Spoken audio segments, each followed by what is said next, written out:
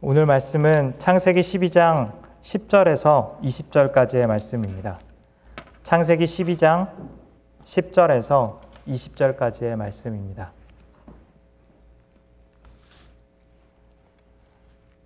말씀은 제가 한 구절, 여러분이 한 구절씩 교독하도록 하겠습니다.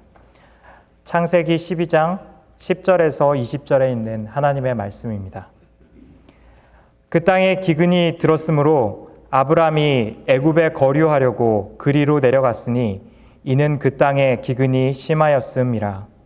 그가 가까이 이르렀을 때에 그의 아내 사라에게 말하되 내가 알기에 그대는 아니다. 애굽 사람이 그대를 볼 때에 이르기를 이는 그의 아내라 하여 나는 죽이고 그대는 살리리니 그대는 나의 누이라 하라. 그러나 내가 그대로 말미암아 안전하고 내 목숨이 그대로 말미암아 보존되리라. 아브라함이 애굽에 이르렀을 때에 애굽 사람들이 그 여인이 심히 아리따움을 보았고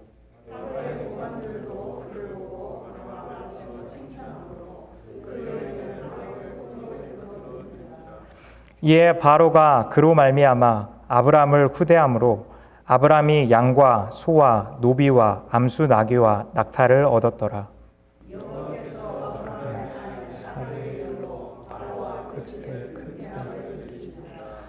바로가 아브라함을 불러서 이르되 내가 어찌하여 나에게 이렇게 행하였느냐? 내가 어찌하여 그를 내 아내라고 내게 말하지 아니하였느냐?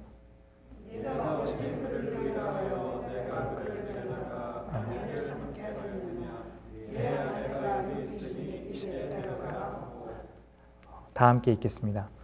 바로가 사람들에게 그의 일을 명하매 그들이 그와 함께 그의 아내와 그의 모든 소유를 보내었더라.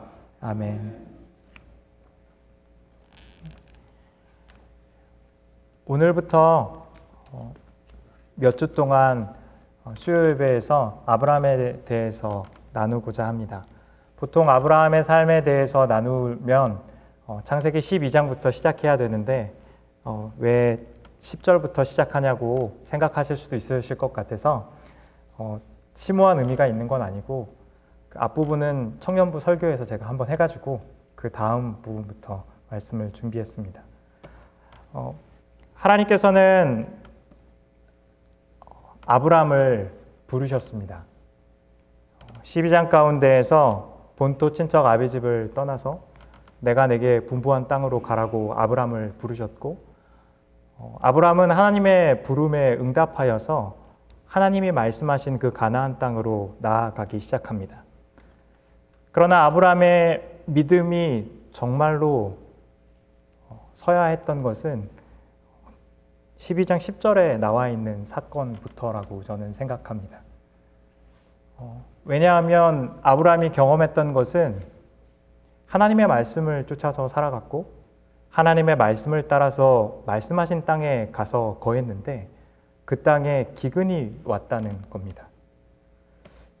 우리는 때로 어려움을 만날 때에 우리가 누구이고 우리가 하나님을 어떻게 생각하고 있는지에 대하여서 알게 된다라고 생각합니다. 오늘 말씀에 나와 있는 아브라함이 어려움을 만났을 때 그 땅에 기근이 일어났을 때에 했던 선택들은 믿음의 조상이라는 그의 호칭이 무색할 정도로 부끄럽고 초라하게 보입니다.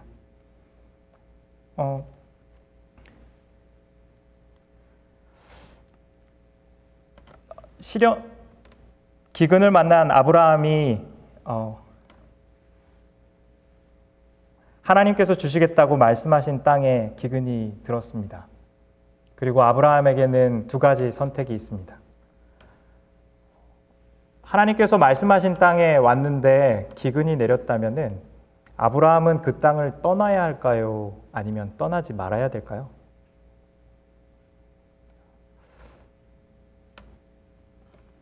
오늘 본문 말씀은 사실 그 이야기에 대하여서 침묵하고 있는 것처럼 보입니다.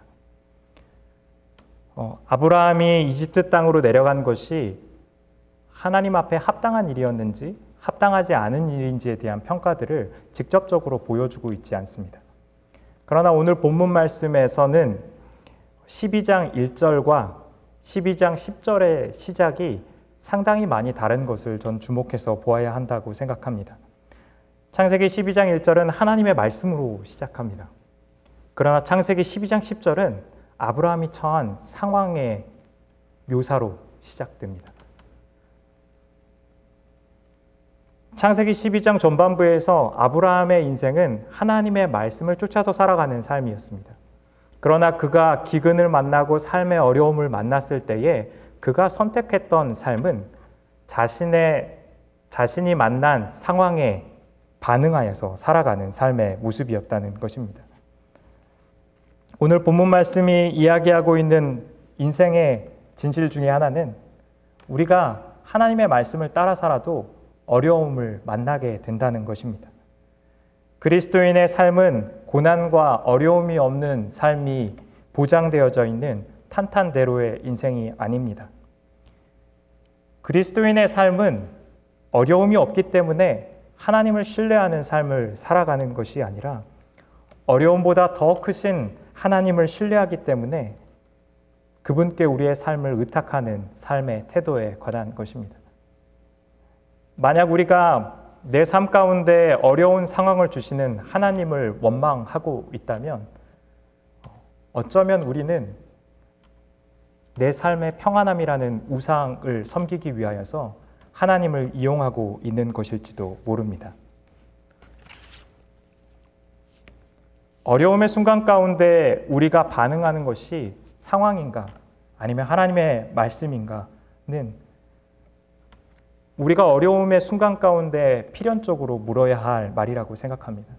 나는 말씀에 민감하게 반응하고 있는가 아니면 상황에 민감하게 반응하고 있는가라는 질문 말입니다.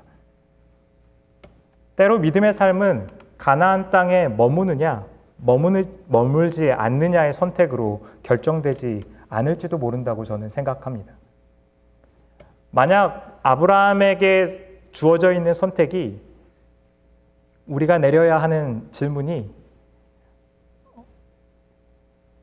이 땅에 머물 것인가 아니면 머물지 않을 것인가 라는 질문으로 어려움의 상황들을 모면하고자 한다면 우리는 어쩌면 질문을 바꿔서 물어봐야 한다고 생각합니다. 아브라함이 정말로 물어봐야 하는 것은 내가 이 땅에 거할 것인지 아니면 이집트 땅 가운데 거할 것인지가 아니라 하나님 안에 거할 것인지 아니면 상황의 이끌림에 따라서 살아가야 될지에 대한 질문이라는 것입니다. 시편 1편은 복이 있는 사람의 삶과 악인의 삶을 대조하면서 이야기합니다. 시편 1편은 복 있는 사람의 삶에 대해서 오직 여호와의 율법을 즐거워하고 율법을 주야로 묵상한다라고 이야기합니다. 그리고 그 삶을 이어서 묘사하면서 시냇가에 심은 나무가 철을 따라 열매를 맺으며 그 잎사귀가 마르지 아니함 같다라고 이야기합니다. 반면에 악인의 삶은 바람에 나는 겨와 같은 인생이라고 이야기합니다. 상황과 계절의 흐름을 따라서 유리하는 인생이 악인의 삶입니다. 뿌리가 없기에 열매도 없고 세상의 흔들림에 함께 흔들리며 살아가는 인생이 바로 악인의 삶이라고 이야기합니다. 복 있는 사람의 삶에도 계절이 있습니다. 시절을 쫓아 과실을 맺는다는 말은 저는 어쩌면 복 있는 사람의 삶이 매 순간 매일 삶의 열매를 맺는 것은 아니라고 말하는 것일지도 모른다고 생각합니다. 복 있는 사람의 삶에도 어려움이 닥치기 때문입니다. 춥고 열매를 맺기 어려운 계절이 다가오고 메마름 가운데 버티고 견뎌내면서 보내야 하는 시간들이 분명히 존재한다는 것입니다. 그러나 복 있는 사람의 삶의 다른 점은 하나님께 뿌리내려서 그분의 말씀 가운데 뿌리내려서 반응하고 하나님께서 원하시는 그때에 주인에게 합당한 열매를 드리는 삶이 복 있는 사람의 삶이라고 성경을 이야기한다고 생각합니다. 무엇을 해야 되는가에 대한 질문은 때로 우리는 정말 물어야 하는 질문의 핵심을 놓치게 한다고 생각합니다. 무엇에 이끌려서 살아가고 있는가? 하나님께서 아브라함에게 말씀하신 언약의 말씀이 그 삶을 이끌고 있는가? 아니면 내가 닥치고 있는 곤란함과 어려움이 내 삶을 주장하고 있는가라는 질문 말입니다. 오늘 본문 말씀의 흐름을 보았을 때에 아브라함의 삶은 상황에 반응하고 있는 것처럼 보입니다. 아브라함은 가나안 땅에 닥친 기근을 피해서 이집트로 피했습니다. 저는 아마도 아브라함이 사립 분별이 좋고 상황 판단이 빠른 사람이었을 거라고 생각합니다. 아마도 그는 주변에서 크게 욕먹지 않고 괜찮은 사람이라고 여겨졌던 어떠한 인물이었을지도 모릅니다. 그는 이집트에 가자마자 그곳의 문화를 이해하고 치안 상태를 파악했던 것으로 보입니다. 만약 고대 시대가 경험하고 있는 치안의 불안 때문에 아브라함이 사레에게 이와 같은 부탁을 했다면 아브라함은 가나안 땅에 들어가기 전에도 동일한 부탁을 했어야 했을 것입니다. 아브라함은 이집트의 상황을 파악하고 이집트의 문화를 파악하면서 사레에게 이와 같은 부탁을 했습니다. 그가 사레에게 이렇게 부탁한 것이 이집트의 치안 상태 때문인지 이집트 땅을 나그네요 약자로 살아가야 했던 무력감 때문인지 혹은 그를 대하는 이집트의 따가운 시선 때문이었는지 가나안에는 없었던 이집트의 어떤 문화 때문인지에 대하여서 성경은 말하고 있지 않지만 아브라함은 이집트의 어떠한 상황이 자신의 생명을 위협하고 있다는 것에 대하여서 분명하게 보고 있다고 생각합니다. 뒤에 일어나는 사건을 보면 아브라함이 가지고 있는 이 불안감은 근거 없는 것이 아니었을 것이다라고 생각합니다. 아브라함은 자신의 아내에 대하여서 근거 없이 높은 미모에 대한 자부심을 갖고 있는 사람도 아니었고 나그네 생활을 지속하면서 이유 없는 불안감에 휩싸여서 살아가는 사람도 아닌 것으로 보입니다. 아브라함의 선택은 합리적이고 논리적이고 납득할 만한 일이었습니다. 대부분의 사람들은 아브라함이 처한 상황을 생각했을 때에 그가 했던 선택을 이해할 수 있다라고 생각했던 선택이었을지도 모릅니다. 아브라함은 자신의 상황에서 자신이 할 수 있는 최선의 선택을 했습니다. 아마도 아브라함은 자신이 사레의 오빠로 행세하면서 사레에게 들어오는 혼담을 거절하고 자신의 생명도 지키고 가정도 지키고자 생각했던 것으로 보입니다. 그러나 이렇게 영민하게 생각했던 아브라함은 자신의 최선의 선택이 가지고 오는 예측하지 못했던 결과를 맞이하게 됩니다. 아브라함의 계획은 이집트의 왕인 바로가 사레를 아내로 맞이하기 원하면서 틀어지기 시작합니다. 웬만한 사람이 이야기했다면 그 혼담을 거절할 수 있었겠지만 최고 통치자가 자신의 동생을 아내로 맞이한다라고 이야기했을 때에 이 트집 저 트집을 잡으면서 이를 거절하기는 어려웠을 것입니다. 아브라함이 했던 최선의 선택은 하나님의 약속에 대한 신뢰를 잃은 채 그저 오늘을 살아남기 위해서 발버둥 치는 모습으로 보입니다. 하나님께서는 아브라함의 삶 가운데에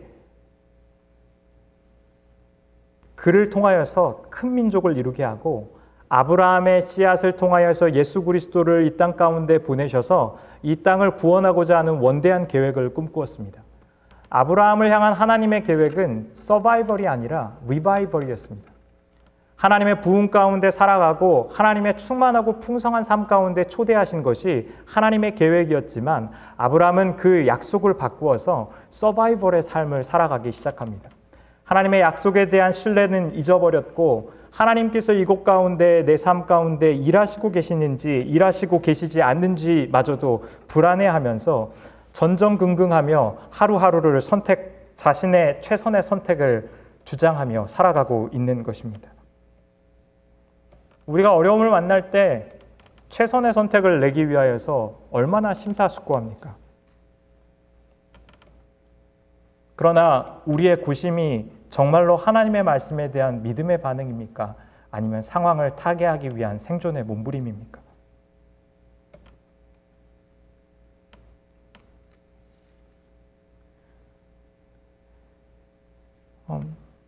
저는 이 질문에 대한 대답이 때로 분명하지 않다는 데에 우리 신앙생활에 어려움이 있다고 생각합니다. 매 상황마다 매우 분명하고 명확한 답이 있었으면 좋았을 텐데 우리의 신앙생활의 문제들은 그렇게 단순하지 않기 때문입니다. 중부노회 한인 목회자분 몇 분과 함께 정신건강 세미나를 12주 동안 줌으로 개설된 세미나에 저는 참석하고 있는데 그곳에서 정신질환을 겪었거나 주변에 질환을 겪은 분들을 도왔던 여러 분들의 경험을 듣게 되었습니다. 그 중에 여러분들이 크리스찬이었는데 몇 분이 고백하시면서 그런 이야기를 했었습니다. 자신이 하나님을 의지하겠다라고 했던 선택 때문에 얼마나 많은 괴로움과 어려움을 겪었는지에 대하여서 이야기를 하시는 것입니다. 자신에게 필요했던 것은 상담사를 만나고 의사를 만나는 일이었는데 자신은 하나님만을 의지하는 신앙의 문제로 이것을 여겨서 많은 어려움 가운데에 어려움을 경험했었다는 이야기를 하셨습니다. 그분이 겪었던 많은 어려움에 대하여서 안타까움을 느낍니다. 그리고 그분이 겪었던 시행착오에 대하여서 저는 어려운 일이었을 것이라고 생각합니다. 하지만 그것이 하나님을 의지하는 것에 대한 우리의 오해를 드러내는 사건이 될 수도 있다라고 생각합니다. 믿음으로 살아가는 것, 하나님을 의지하는 것은 때로 하나님이 아닌 다른 방법을 구하지 않는 모습으로 나타나기도 합니다. 그러나 때로 믿음으로 살아가는 것은 나의 실패와 연약함을 인정하고 그것을 드러내 보이는 겸손함이기도 합니다. 때로 믿음으로 살아가는 것은 내 연약함 때문에 내 부족함을 드러내고 다른 이의 도움을 구해야 하는 일이기도 합니다. 내가 유지하고 싶어하는 명성, 사람들이 생각해주고 내 모습에 대해서 기억하길 바라는 그것을 포기하고 하나님 앞에서 가장 솔직하고 정직한 내 모습이 되어서 하나님의 말씀과 복음의 능력을 경험하는 통로가 될 수 있기 때문입니다. 그래서 믿음은 누군가를 돕는 일이기도 하지만 때로는 누군가의 도움을 받는 일이기도 합니다. 개인의 삶의 문제도 어려운데 공동체로 이 원리를 적용하는 것은 훨씬 더 어려움이 많습니다. 청년부 사역을 하면서 리더십 회의를 할 때 종종 겪던 일이었습니다. 예배드리고 말씀 들을 때는 그럴 일들이 없는데 회의하고 이야기하다 보면 많은 어려움들을 겪게 됐습니다. 청년부 사역을 결정하면서 수련회를 준비하고 사역을 일으킬 때 리더십과 함께 사역하면 좀 편할 줄 알았는데 더 많은 어려움을 겪게 된다는 것을 알았습니다. 그들과 회의하면 회의할수록 더 깊은 고민에 빠지게 되었습니다. 그래도 청년부에서는 가장 존경받고 신앙생활 열심히 한다는 사람들이 모여서 의사결정을 하는데 말씀과 복음 안에서 결정하도록 그들을 권면하고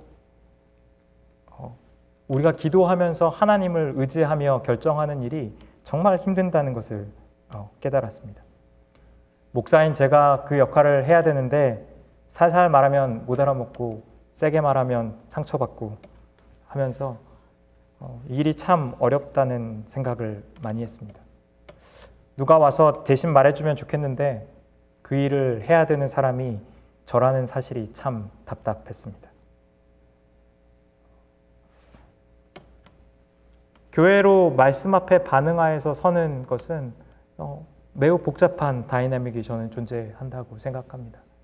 우리가 마음을 모아서 하나님의 뜻이 무엇인지에 대하여서 이야기하자고 말하는 것이 분위기를 어색하게 만들기도 하고 때로 목회자를 독재자로 만드는 것 같은 느낌을 우리에게 주기 때문입니다.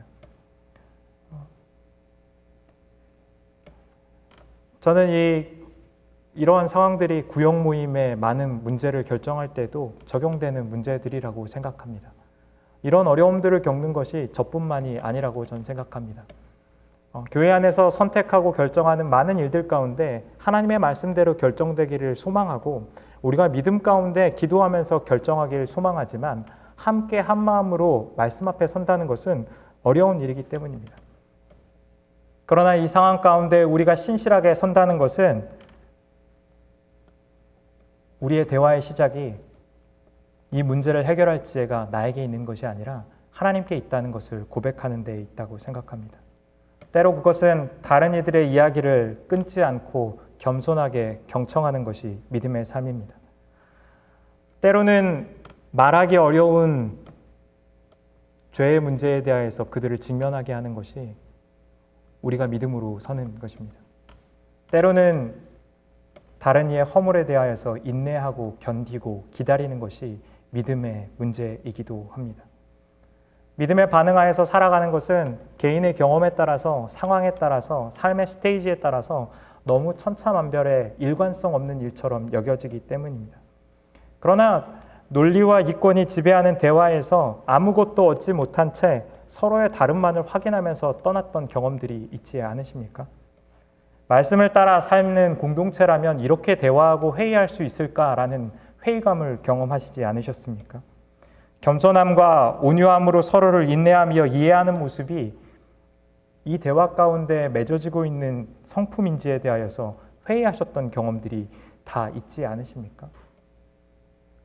저는 그 질문을 다른 사람에게가 아니라 우리 자신에게 전 던져봐야 된다고 생각합니다.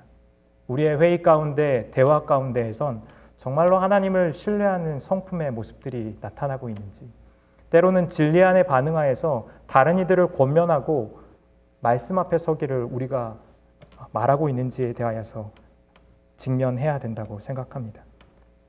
우리의 교회를 향한 비판이 얼마나 건설적인가에 대해서도 저는 믿음의 문제로 바라봐야 한다고 생각합니다.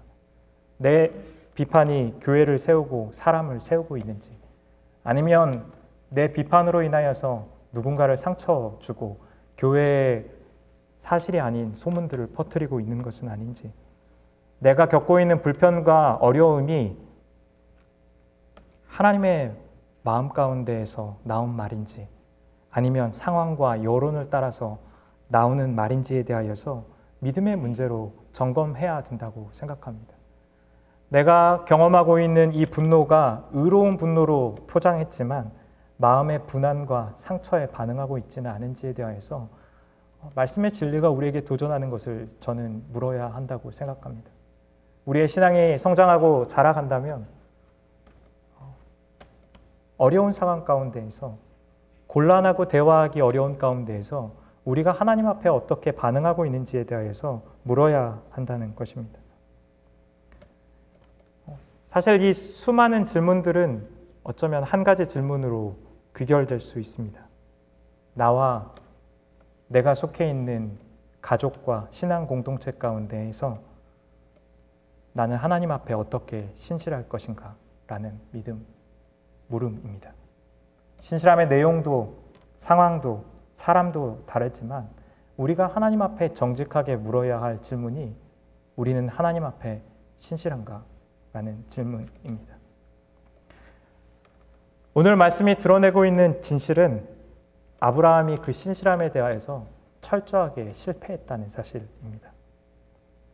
그리고 우리 또한도 아브라함과 같이 상황에 휩쓸리고 사람들의 악함이 두려워서 늘 반복적으로 어리석은 결정을 내리는 사람들이라는 것입니다. 그리고 오늘 말씀의 가장 강력한 반전은 아브라함의 불신과 거짓말로 일으킨 이 말도 안 되는 엉망진창의 상황을 하나님께서 해결하셨다는 것입니다. 말씀을 읽었던 우리에게 바로야말로 이곳에서 억울한 피해자인 것을 잘 알 수 있습니다.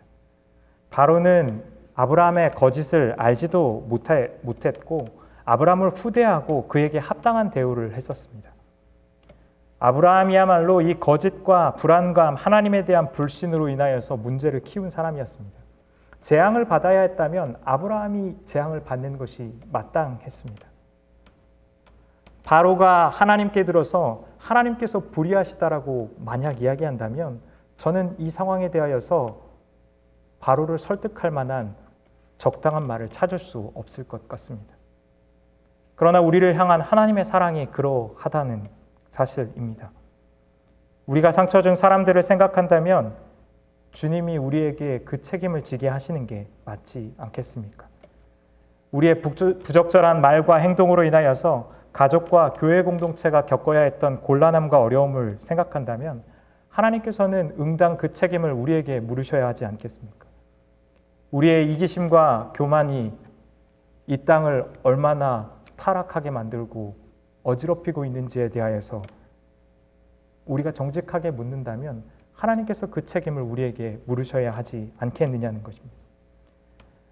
우리가 가지고 있는 하나님에 대한 불신과 악독함이 하나님의 의로움을 이 땅 가운데 가리고 교회의 정결함을 더럽혔다면 하나님께서 마땅히 그 책임을 우리에게 물으셔야 되지 않겠습니까? 그러나 하나님께서는 그 징계와 책임을 우리가 아니라 하나님 그분께서 스스로 짊어지시고 십자가의 길을 걸으셨습니다. 그분이 죄에 대한 모든 책임을 지심을 통하여서 우리의 삶은 나음을 입었습니다. 십자가에서 하나님께서는 예수 그리스도께서 그 책임을 지게 하심을 통하여서 우리를 향한 그분의 사랑을 확증하셨습니다. 하나님의 사랑이 자격 없는 자를 행했다는 것에 대해서 누군가 하나님이 불의하시다라고 이야기한다면 그것을 대변하기 저는 어려울 것 같습니다. 하나님께서 왜 그렇게 아브라함을 사랑하셨고 반역하고 하나님을 거절했던 이스라엘을 사랑하시며 세상의 질타를 받고 있는 이 정결하지 못한 오늘날의 교회를 사랑하시냐고 묻는다면 하나님은 그 비난을 피하시지 못할지도 모릅니다. 그분은 실패하고 넘어지고 믿음이 없는 우리를 포기하지 아니하시고 확증하시며 그 비난과 질타를 받으시면서도 우리를 사랑하시는 분이시기 때문입니다. 그러나 분명한 사실은 하나님의 사랑이 우리를 불의함 가운데 이끌지 않는다는 것입니다. 오늘 말씀에서 믿음의 조상이 아니라 불신의 조상이라는 말로 묘사되어 마땅한 아브라함의 삶이 하나님의 사랑으로 인하여서 어떻게 믿음의 조상으로 바뀌는지에 대하여서 창세기는 이야기하고 있기 때문입니다. 아브라함의 삶의 변화는 그가 가지고 있는 의로움의 증거가 아닙니다. 아브라함의 삶의 변화는 하나님의 사랑이 그 삶을 어떻게 변화시키는지에 대한 믿음의 확증입니다. 우리는 때로 인간적이라는 말을 흠이 많고 실수투성이고 적당히 악을 행하는 사람에게 사용합니다. 그러나 성경이 이야기하고 있는 것은 하나님께서 인간을 그렇게 만드신 적이 없다는 것입니다. 인간이 타락함과 죄 가운데 빠진 것은 스스로의 반역 때문이었습니다. 하나님께서는 인간을 거룩하고 완전하고 순결하게 만드셨습니다. 하나님께서는 인간을 인간되게 하시는 일들을 오늘도 하십니다. 우리가 하나님의 형상을 닮은 인간이 되기까지 우리를 사랑하시고 회복하시고 교회 공동체를 붙드셔서 반드시 그 일들을 이루실 것이 하나님의 은혜라는 것입니다. 저는 팬데믹으로 인하여서 교회가 어려운 이 상황 가운데에 우리가 붙들어야 될 말씀이 이러하다고 생각합니다. 어려움을 만났을 때에 드러나는 공동체의 많은 갈등과 여러 이야기가 아니라 하나님께서 어떻게 우리의 삶을 붙들고 계시고 이 교회 공동체를 붙들고 계시는지에 대하여서 말씀이 증거하고 있는 것에 반응하여서 우리가 살아야 한다고 생각합니다. 그리고 하나님을 닮은 그 신실함이 이 교회 공동체에서 드러나고 그 열매를 우리가 맛보게 되는 그 놀라운 일들이 한인장로교회 성도님들 가운데 충만히 있기를 주님의 이름으로 축원드립니다. 기도하겠습니다.